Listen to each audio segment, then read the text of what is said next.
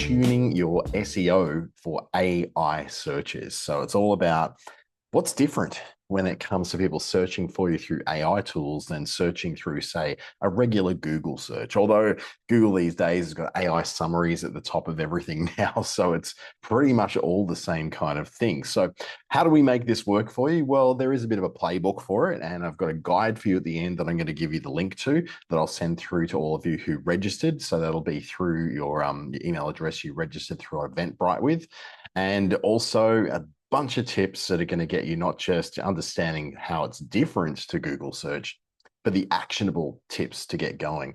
I put this into practice with a couple of my training sides of the business, and man, it really did make a difference late last year. And I've had all sorts of inquiries from places that I didn't think I would ever, like an inquiry from Saudi Arabia, for example, that ended up being not only legitimate, but a really good ongoing paid consultation. So it does sort of work for you. Just depends on a few things you need to do to make sure it works the best possible way for you. We won't be long this morning, really quick one, because I know you've got to get back to family and all sorts of things. And it's, while it might be a weekday, it's kind of in that weird position, as we're not quite all back to work, but some of us are. So AI and traditional Google SEO kind of sit very differently in different ways. You've got the traditional SEO world that sits very much focused on key words, or more correctly, key phrases. Phrases that people are likely to be entering into their search boxes in Google, usually based around a problem they have or something they want to overcome, a product they want to buy, or a service they want to access. It generally relies on a more corporate or formal tone. So very much based upon very specific things that you do in categories. So rather than saying a chippy, it would definitely be a carpenter.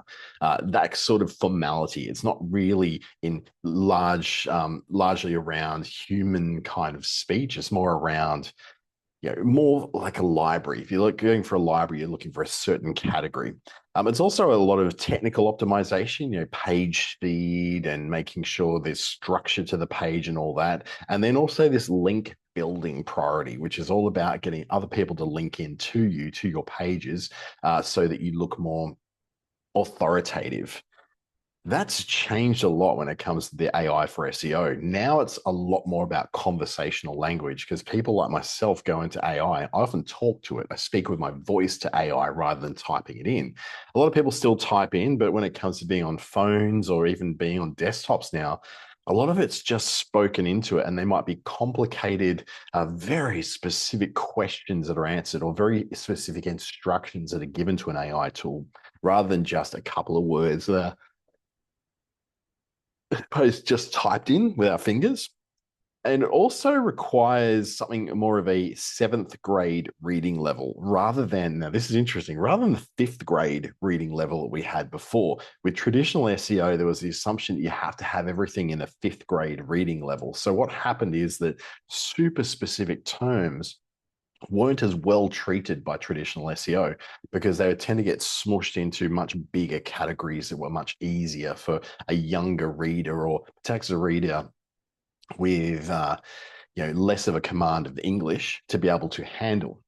This time, though, it's gone up a level, because the natural language processing, particularly when it comes to the input of voice into these systems, is far better. So a natural human tone, therefore, is way easier for it to understand than ever before.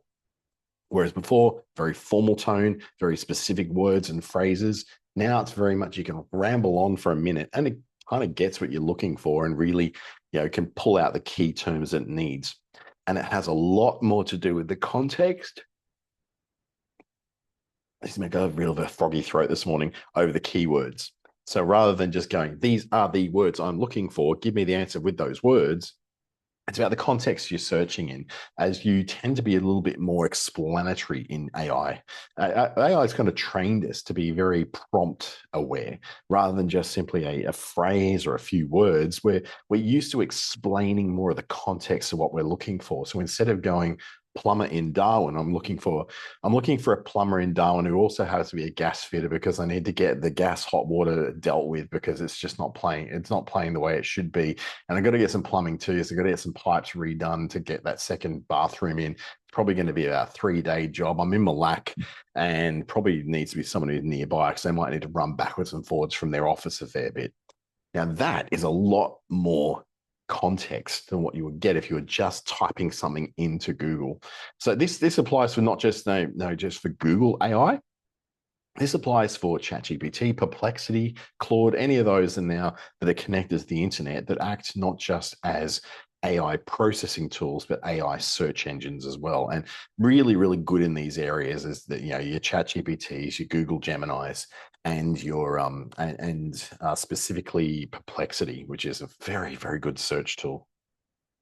So the secret sauce that makes AI tools recommend your specific services and products and business is where you really know your customer and you know how to produce content on your website or somewhere else that is very, very clear about who your services are for, their age, their location, the very specific problems that they tend to have and that they face daily.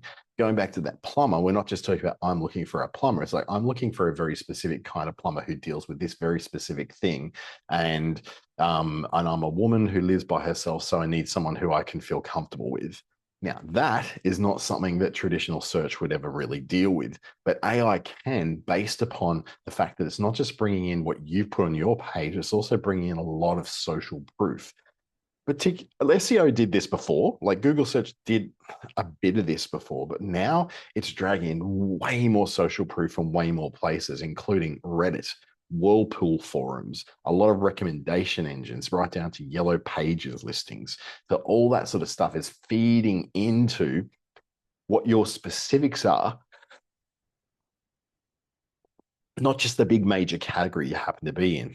And also when you speak their language, which is very conversational, very jargon-free, having content on your pages that resonates with a very specific person, that can be very helpful too, because it places their context into your context, or more correctly, your context into theirs. What I'm meaning here is if you had a page that was just all about these are the services I provide, and you have no context for specific people, but you just be another page for another plumber or another copywriter or another coach or another consultant. But when there's a page on your website that is written specifically for a very, very, very specific kind of person, say, for instance, the plumber that more Darwin women choose to work with, and it shows some of the social proof, some of the testimonials, some of the things people said about you in other places that makes it trustworthy for that. That could be something that's really good for someone searching for that, for a very specific thing, not just a plumber, but a plumber who works really well with women.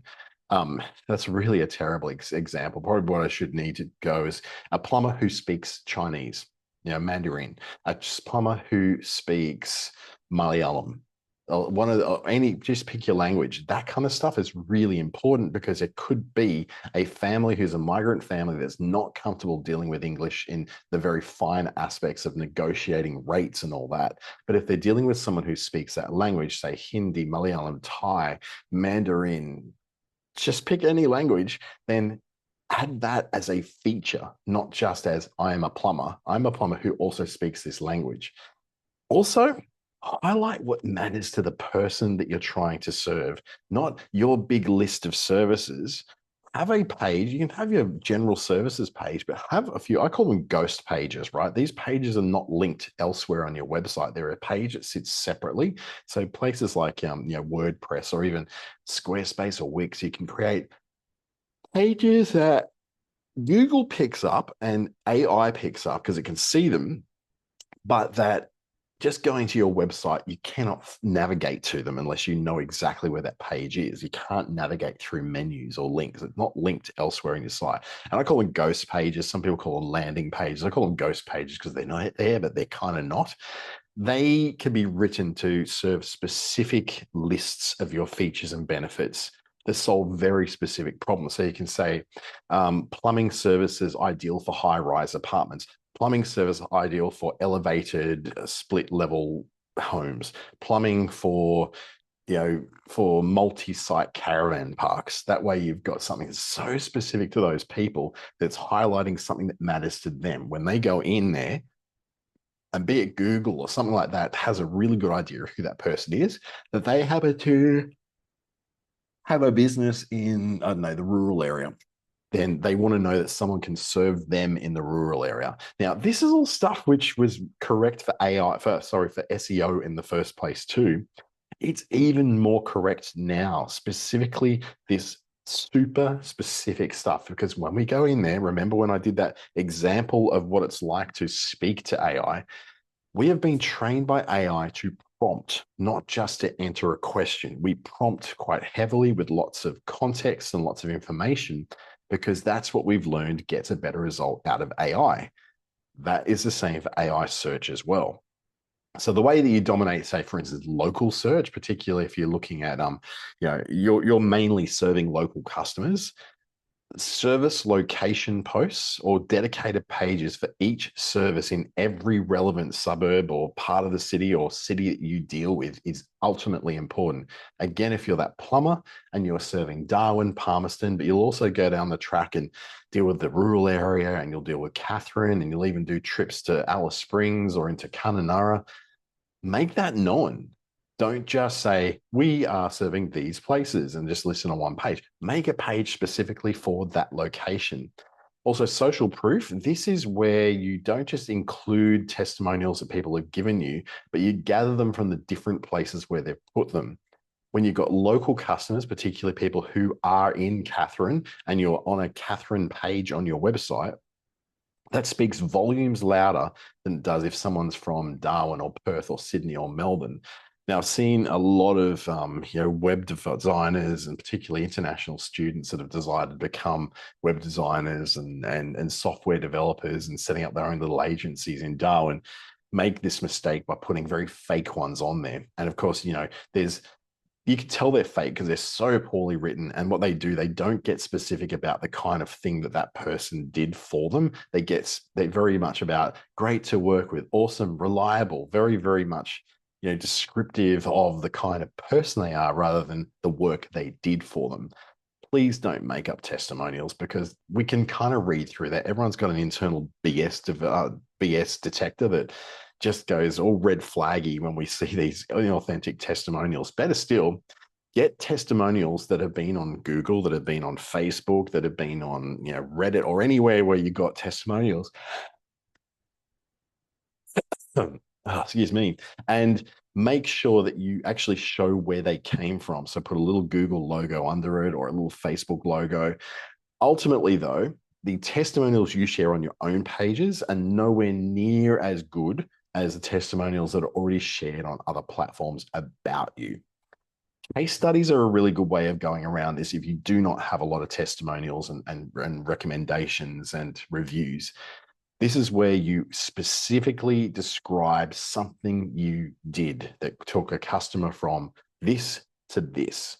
Now, this is where it gets super, super specific when you don't have just a page for that particular kind of service, but this was a service that had this problem that overcame it and then hit this problem, then it overcame it, and then had this particular quirk and overcame that.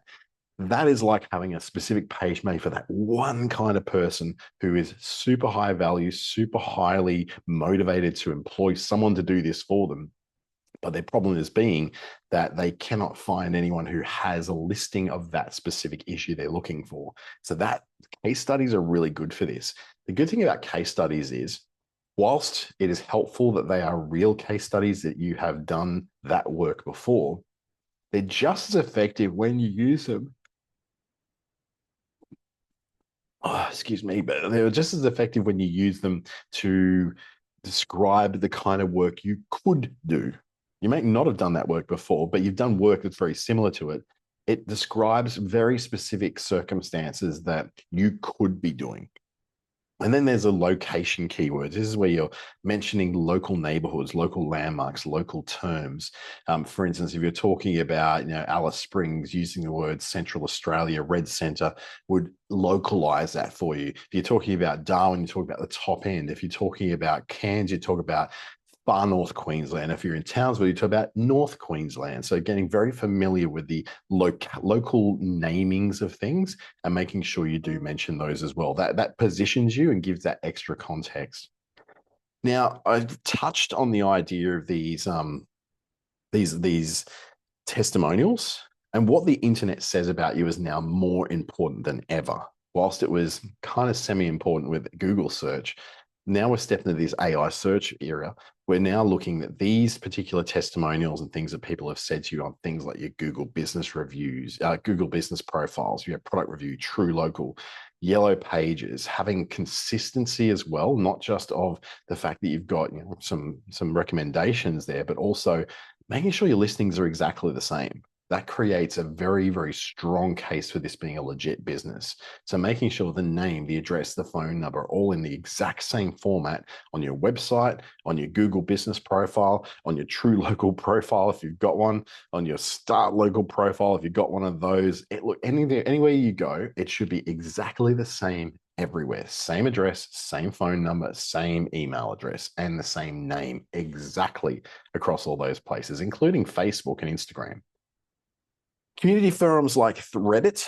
Reddit is one of the most indexed sites on ChatGPT. They've got a special deal with them to be indexed on them, but Whirlpool and Facebook groups also do index at certain points as well, if that's been allowed for. Local Facebook groups, not so much, but Whirlpool, absolutely. For services and technology and products and that, it's a very important source of information. Social mentions through your LinkedIn, Instagram, X, they're all very good too. X, whilst it doesn't index in Google so much, it does index into Grok, the AI that Elon Musk sort of made around X or Twitter. LinkedIn articles, LinkedIn profiles, they all do, and company pages all do index on Google and in other searches. So you really want to make sure you've got something in there. LinkedIn's quite good for if you're selling to other businesses, particularly. Instagram doesn't have a lot of information that's very visible, but Instagram does actually show things like videos and posts now on Google search. So anything that's in there that talks about, perhaps a testimonial, what people have said about you, or encouraging people to create content around you in Instagram can be really helpful as well. So your three content pillars for making sure you really make a go of this whole AI SEO thing, or AEO or GEO, it's also called generative and generative engine optimization. Just basically it's SEO for AI, right? The idea is we need to position you as the best fit for very specific situations and very specific customer needs, not just for I do this. And it's for everybody. It's about getting into that whole knowing who your customers are. You might have 4 or 5 ideal customer profiles or ideal customer avatars, depends on what language you're using there. I just call them my audiences. So my audiences are, firstly, in my case, they are solopreneurs, people who are one-person businesses, small business owners. My other audiences are career changers and then career starters. Under all those sort of areas for the different services I provide, those are my 4 best fit ideal customers. Now, I've got to make sure that I've created content across various places, mostly my website though, that fit that. So what content have I got out there? And I'm still building a lot of that stuff out. What content have I got out there that best fits them for the specific things they're looking for? It mentions what they're going through, it mentions the problems they're facing, and it mentions what my solutions happen to be for that. And then a really good idea, and I did this yesterday, is a comparison table, which is an honest, very brutal comparison of you versus your 3 to 5 top competitors. Now, in some areas, I absolutely killed them. In some areas, I'm well behind, and I know that. So that kind of analysis can often shock you into action when you see just how short you're falling against them. And by I say a comparison, I say, look at how they have done this best fit. How have they optimized themselves for that particular customer or that particular need?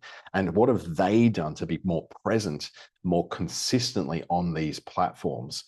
It's a really good, very sometimes brutal, but often just enlightening way to see where you fall short and where your competitors are growing faster than you. And it's not about comparisonitis or looking in the rear vision mirror to see who's coming. It's just about saving your business, right? You want to make sure that you've got all the tools you can to make sure you're doing the best possible thing you can do for your customers to be their first choice every time. And then have a top reasons series. This is 5 to 10 compelling advantages for each service you offer. And what this is like, it can be 5 to 10 pages of content, and you can use, ChatGPT or Google Gemini or any of those services to help you write this out. But why would people choose you? What are the compelling reasons why someone should choose you? And think about who those customers are, those very specific customers. Why would a woman aged 25 to 39 choose to work with you? Why would a career changer who's looking to pivot from being someone who works for government and now wants to go off on their own, why will they work with you? And these top reasons are very powerful because, again, they speak to that very specific person you're trying to attract. Now, I want to get out of this mindset that says, oh, but everybody can be my customer. No, not everybody can be your customer. They're already a customer of someone else for everything else. So they've got to have a very specific reason that speaks to a very specific problem in their life or a very specific need in their life to want to change all their habits that they've had for a lifetime to come and start working with you. So the best fit briefs, their blog posts or their pages that position your business as the perfect solution for that customer scenario. So I'm reckoning using ChatGPT is great because you can brainstorm very common questions that people would ask. It also helps you produce answers in very simple conversational language. And as I said before, this is the difference between a SEO in the old school way we used to do it and SEO now with AI tools. Remember, we're going in with a lot more context when we go into a search now, whereas before it was just a few words and that was all we did. Real examples from your experience speak very, very loudly to your expertise. So make sure you do that and then end with clear next steps. We used to call these calls to action, but I'm going to say it's not really a call to action. It's just saying, what can someone do next? Doesn't have to be a call to action to call us, book us. It can be anything at all. So the best Melbourne plumber for heritage home renovations with council compliance requirements is exactly the kind of best fit brief we're talking about. Not only just going the best Melbourne plumber, we're going the best Melbourne plumber for this very specific thing. So in Darwin, it could be the best Darwin plumber for Grollo elevated home renovations with council compliance requirements. That way you're getting into something which is very common for very local experiences. Comparison tables are lists. This is what we're talking about, the comparison tables. Like, okay, here's our feature, here's our business, how we do it, here's what they do, here's what they do. And you're going things like, response time is really hard to do, but local focus could be great. Pricing, if you know it, if you can find that out, often that's a very hard thing to do because tradies particularly, but also sole traders and consultants, we tend to hide our pricing because we seem to think pricing will turn people off. I've got the attitude is that they're going to be turned off by something. And if they don't like your pricing, they're not going to magically like it just because you hit it. In fact, they're going to probably feel really pissed off because you hit all that information and then hit it with them at the end. What are we trying to trick people into working with us? I think that's what a lot of sales stuff is. It's like, oh, we need to trick them into giving us money, but you don't actually have to trick people into working with you if you really are good at what you do. Be honest, be very balanced. Don't bash yourself about with this. Just make sure that the comparison tables, and these are comparison tables you're not just doing for yourself, these are comparison tables you can put on your website. This is really important because this is the kind of like structured data that AI does very well with. Your top reasons, there you go. What's unique to us? What measurable outcomes can you expect from us? Here's the social proof and the recommendations, reviews about us. Here's our pricing. Again, I'm very mixed about pricing. Sometimes I really want to hide it. Sometimes I want to show it.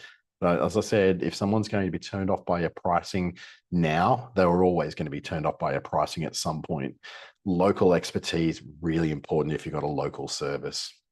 So the AI writing technique is really about that ideal customer. We've got banged on about that enough.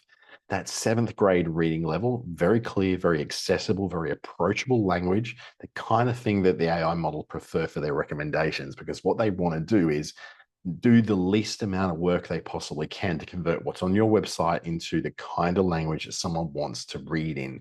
That seventh grade reading level is the main line of context of conversational language that is used on all AI tools.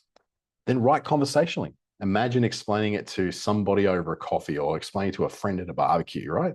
Use contractions, not the do not. Use don't. That's the way people talk. Simple words, short sentences, and use Gemini or ChatGPT or Claude or any of those to brainstorm the ideas about that. If you come up with something you really want to do, ask those tools to critique it in the context of AI SEO. That's what's going to help you do this, is to basically use these tools to critique you, and they'll help you do better. Now, by building your customer profile, I'm talking about your demographics. Where are they? How old are they? Is there an income level? Are they a family? Are they singles? Are they double income, no kids households? What are the problems that they have? These are all things that need to be really clear that are coming around, not just your main website, but I'm talking about those ghost pages more specifically.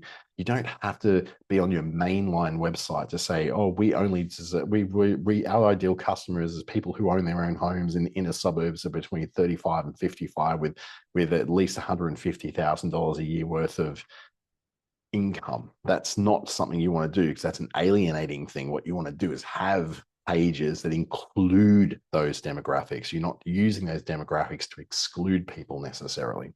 Although you might want to as well, because you might want to say, well, look, I'm not looking for people in these specific suburbs because I don't serve them. But make sure you're very, very, very tight on who they are. Are they time poor? Do they need a service that's going to turn up on time? Do they need pricing up front? Are they doing quotes and they want to be able to quickly get that quote back? Do they value people who have been around a long time? And the goals are, do they want something fast? Do they want it done today? Do they want quality? Do they want, no hidden fees? Do they want something that's going to fix the problem over the long term, or just something which is going to be a band-aid fix for now until they can afford to do the big fix later? Get specific about this. Create content on your pages.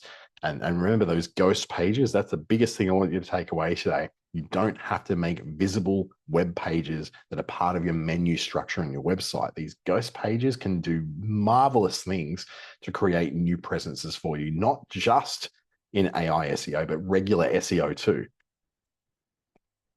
Identify the suburbs you work in, lists all the services you provide, create a matrix of the services and the locations. So have lots of different pages you're going to have that link those services to those pages. So have a page specifically for northern suburbs, for Palmerston, for rural area, for the inner suburbs, all that sort of thing. Have local testimonials that are real if you can find them. If you can't, then do case studies that explain the kind of work you could do. And then track and refine everything. If you find that some of those pages are performing really, really well, but some aren't, look at what's performing well and sort of replicate what's working well on those and bring those ideas over to those ones that don't perform so well. And then do a bit of a checklist before you publish. Is the reading at a 7th grade or below style? Does it sound like real conversation? Does it address a specific customer complaint? Has it got local references? Has it got some kind of social proof in there as a clear step to take next? People aren't dumb. They're going to know how to find you. They're on your website after all. But having an easy way for them to do that does help smooth that out a little bit. So you can use, if you're really not sure about the conversational ability and making sure your readability and tone's not right, Hemingway and Grammarly are very good AI tools that can help you do that. But even ChatGPT will do this. You don't need another system. Just ChatGPT, Google, Gemini, Claude, any of those, they will do that for you as well. So quick things you can do today to really get started. Update your Google business profile and rewrite everything in conversational language and add an FAQ section. That's part of where you can actually ask questions and post answers to it in your Google business profile. Create 3 best fit brief posts or pages on your website that target the most common customer scenarios you're going to come across. So whether it's the plumber who's doing the toilet fittings, who's doing the renovations, who's doing the fixing burst pipes kind of thing, create a page for those specific things, not just a page full of your services, and then ask for reviews. We're talking about recent details reviews are really good for your business because they don't just tell people that you're good, they tell AI that you're great as well. So there's a double advantage there. So asking people reviews is not rude, is not awkward. We're always getting asked for it. Like every time I go shopping at Kmart now, I get a bloody email saying, how did we do? How did we do? They're always looking for reviews and feedback. So yeah, it's fine for you to ask for that too. Build the comparison table, do an honest assessment of you and your competitors. You don't have to mention them by name, and put that on your website too. And make sure you're part of those local online communities. They can see what people are saying on Reddit and Facebook and local forums and Whirlpool and that kind of thing, because that's a helpful guide for you to not only see how you're doing, but the chances are you're not on there yet, but to see how people are talking about others. So you can sort of pick up where those problems are, what the kind of things that people have expectations around when it comes to those services that you're providing. So your action plan, week 1, define your ideal customer profile. Audit the current content readability to make sure that people are actually able to read and understand and interpret and comprehend what it is your website says. On weeks 2 to 3, write out your best fit briefs, create the comparison table, put it on your website. Number 4, week 4, look at those service location posts or pages for the top 5 areas that you serve. So you tell people straight out, I do this in this location, and make sure it's got plenty of local references, like a local landing page just for that area for the service you provide, is as long as you are actually servicing that area. And then ongoing, build a presence, gather reviews, engage in forums, and publish this stuff consistently. If something is said about you somewhere, bring it into your website as well. AI SEO is not just about coming up first on the top of the Google searches. It's about being really helpful and conversational to help you get towards the top. The beautiful thing is almost nobody's doing any of this stuff yet because they don't really understand it. They didn't even understand SEO to begin with. So this is your advantage now, is if you've always fallen behind and had a lot of trouble moving up those rankings, this is where you could make a difference. This is where I've made a difference, for example, because of the very specific nature of what's on my websites.